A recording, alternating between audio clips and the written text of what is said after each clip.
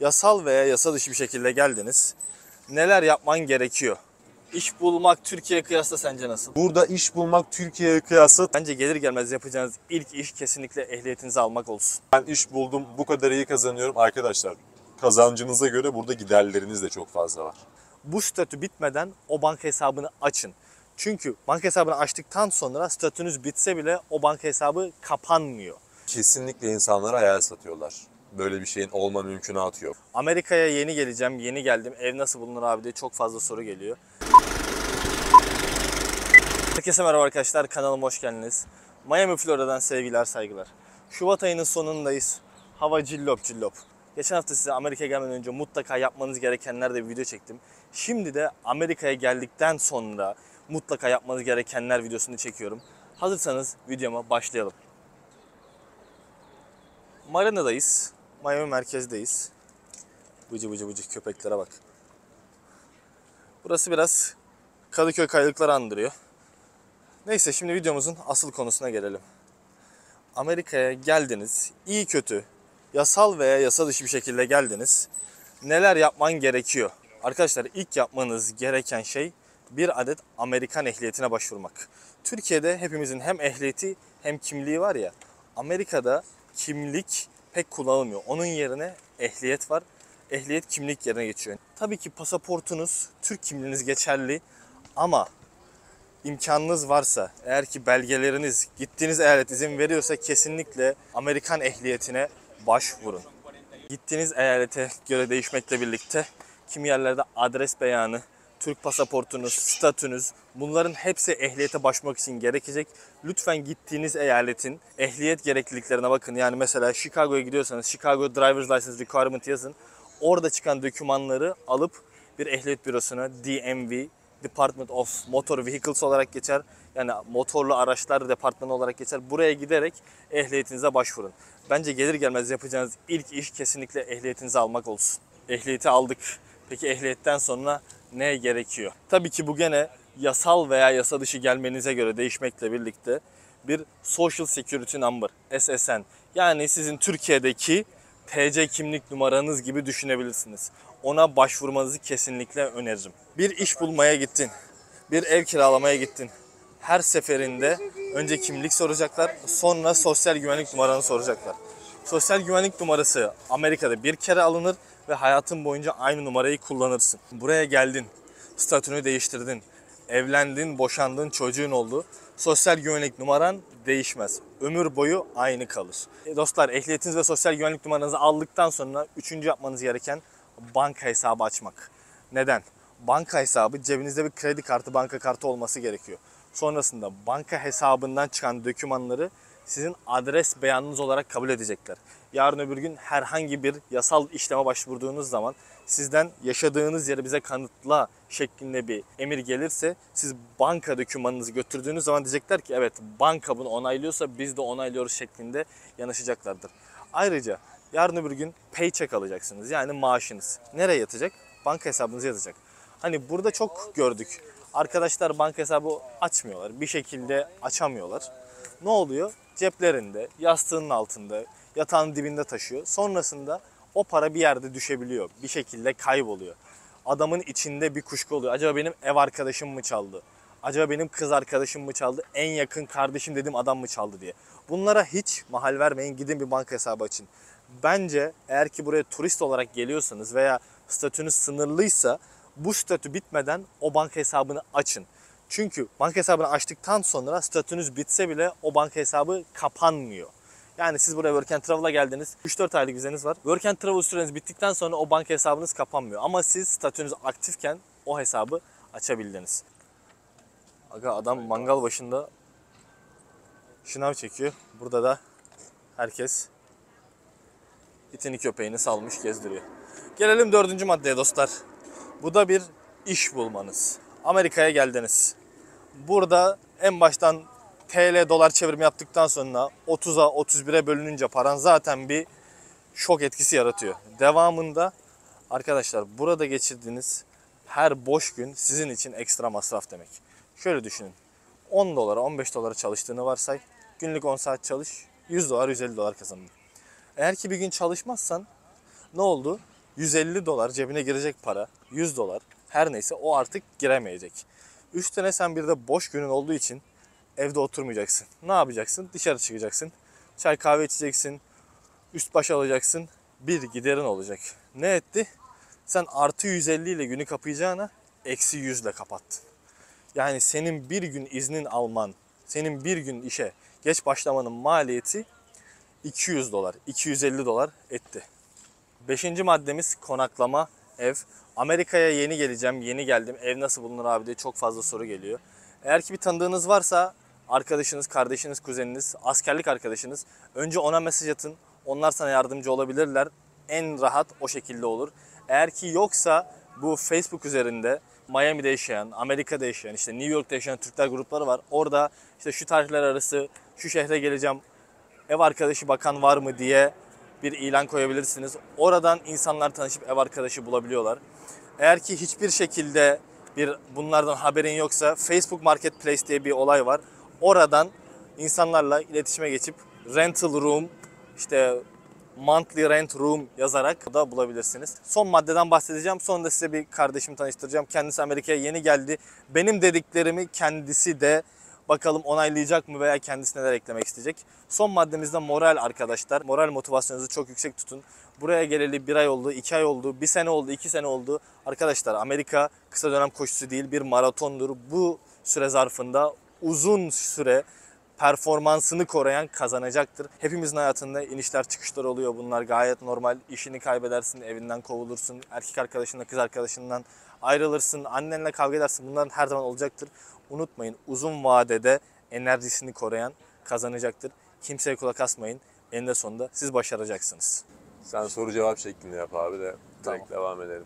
Dostlar, yanımda kardeşim Alp var. Kendisiyle yaklaşık 1-1,5 ay önce tanıştık. Yakın sürede kaynaştık. Sağ olsun benim video çekmeme yardımcı olmak istedi. Çok konuşmak istemiyorum. Alp'ciğim videomu sen dinledin. Maddeler Evet. hakkında ne düşünüyorsun? Maddeler çok doğru. Ben ilk önce maratondan başlamak istiyorum. Moral motivasyonu çok yüksek tutmanız gerekiyor. Çünkü burası gerçekten insanın moral ve motivasyonunu, eğer ki bazı kapsamlarda iş bulamadınız veya herhangi bir başınıza kötü bir şey geldi, asla kaybetmemeniz gerekiyor moral motivasyonu. Ben ilk geldiğimde en çok zorlandığım konu benim ev oldu. Ev bulmak burada gerçekten çok zorlu, zahmetli bir iş. İlk geldiğim zaman Facebook Marketplace'ten baktım.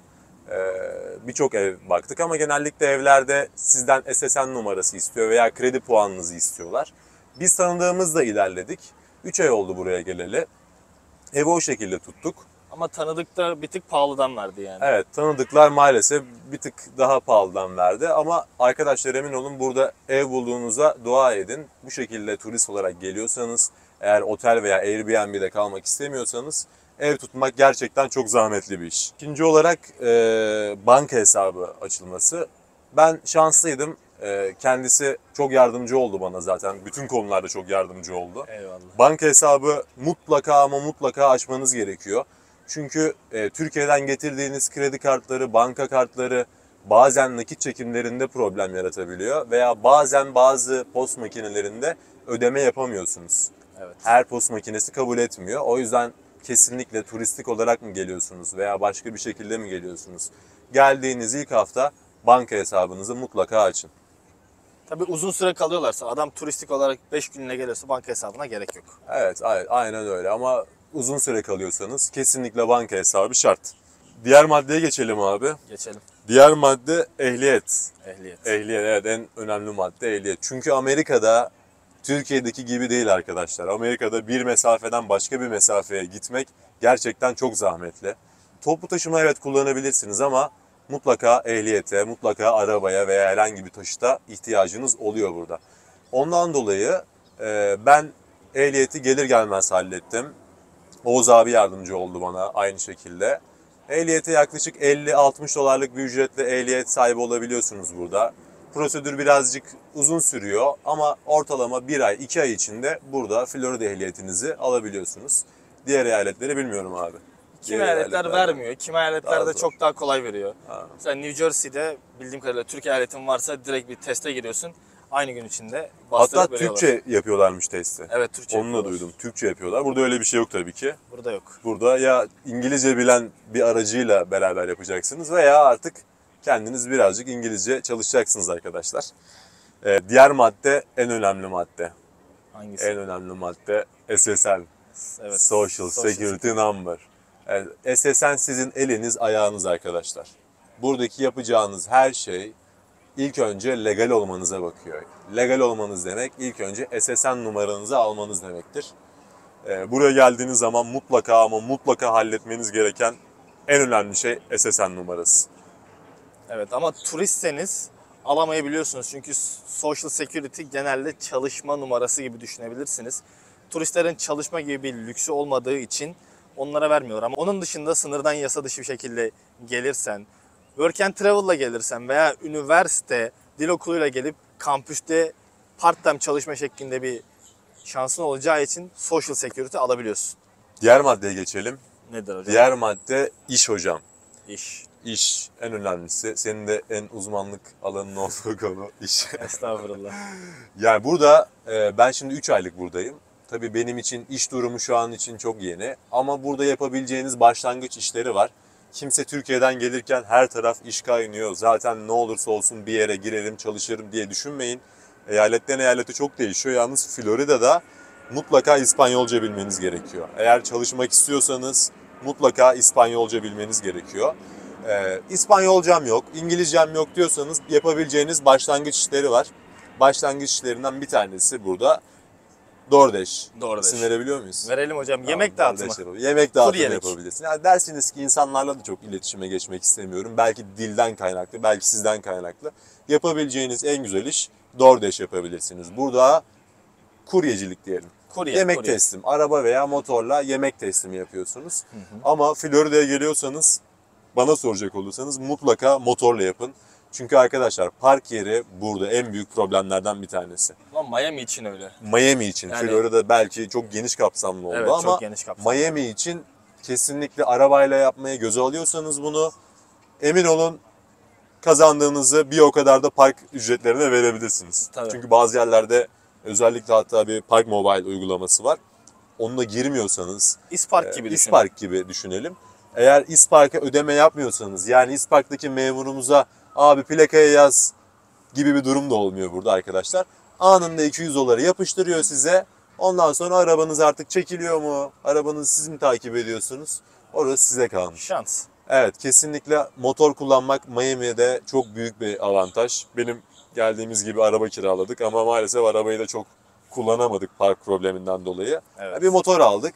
Motor hem havadan dolayı da çok iyi. Eğer iş yapacaksanız da bence mutlaka motorla deneyin. Sizin için daha iyi olacaktır. İş bulmak Türkiye'ye kıyasla sence nasıl? Şöyle ki burada iş bulmak Türkiye'ye kıyasla tabii ki kolay. Türkiye'ye kıyasla kolay ama kesinlikle şöyle düşünmeyin. Ben iş buldum, bu kadar iyi kazanıyorum. Arkadaşlar, kazancınıza göre burada giderleriniz de çok fazla var. Bu dengeyi her zaman düşünmeniz gerekiyor. Buraya çıkıp da ben çok kazanacağım diye gelirseniz burada kalırsınız arkadaşlar. Onun haricinde iş bulmak evet kolay. Eğer diyorsanız ki ben kimsem yok, tanıdığım kimse yok, görüştüğüm kimse yok, ki ben bu şekilde geldim buraya. Kendisiyle tanıştık. Ama bu şekilde geliyorsanız mutlaka ama mutlaka sadece sizin yapabileceğiniz, kendi işinizin patronu olabileceğiniz, yani DoorDash gibi, benim kendi tercihim bu tabii ki, DoorDash gibi işler yapabilirsiniz. Bu şekilde herhangi bir insana da bağlı olmanız gerekmiyor. Kendiniz paket taşımacılığı, kuryelik yapabiliyorsunuz burada. Peki son bir soru sormak istiyorum. İnsanlar sosyal medyada Amerika'ya gittim. 3 ayda araba, Yat 6 ayda aldım. ev, Evet. 9 ayda işte Malikaneler. koskoca site aldım tarzı hep videolar çıkıyor. İşte şu arabayı adam mesela göstermiş orada. Porsche 911 diyor ki bu arabayı 3 ayda aldım. Böyle bir şey mümkün mü? İnsanlara hayal mi satıyorlar veya bunlar doğru mu? Sence nedir? Abi kesinlikle insanlara hayal satıyorlar.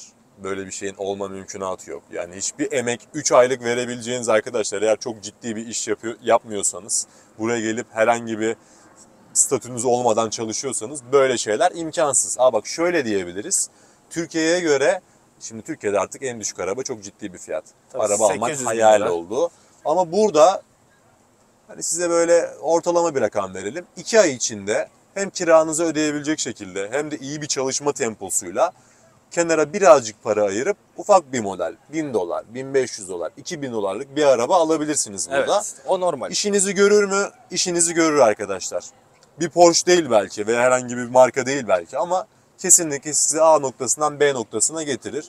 2-3 aylık bir emekle kenara birazcık para ayırarak bu tarz bir birikim yapabilirsiniz. Bu gerçek. Bu gerçek. Evet. Ama öyle Porsche'lar aldık işte Lamborghini'ler bilmem neler onlar yani kesinlikle ev almak gerçek için değil. de söyleyebiliriz. O da mesela adam Tabii. bir sene çalıştım ev aldım diyor. Böyle şeyler Tabii ki. Yani, genelde mortgage'la da işte ön ödeme falan veriyor ama dediğim gibi genelde insanlara hayal satıyorlar. Zaten Alp de kendi geldi burada gördü. evet kesinlikle. Öyle toz pembe yani Amerika'ya geldim selamünaleyküm direkt işe başladım. Evin arabanın anahtarını verdiler falan öyle bir şey yok. Arkadaşlar hatta yani arabanın anahtarını verdiler, evin anahtarını verdilerden ziyade burada Türkiye'de ne yapıyorsanız emin olun çok çok daha fazlasını yapmanız gerekiyor. Çok ciddi bir çalışma temposu var burada. Türkiye'deki gibi değil. Birazcık da kapitalist sistemin burada kölesi olman gerekiyor. Bir şeyler Maalesef kazanabilmen için. Yani iyi yanı kölesi oluyorsun ama belki de bir getirisi de olabiliyor.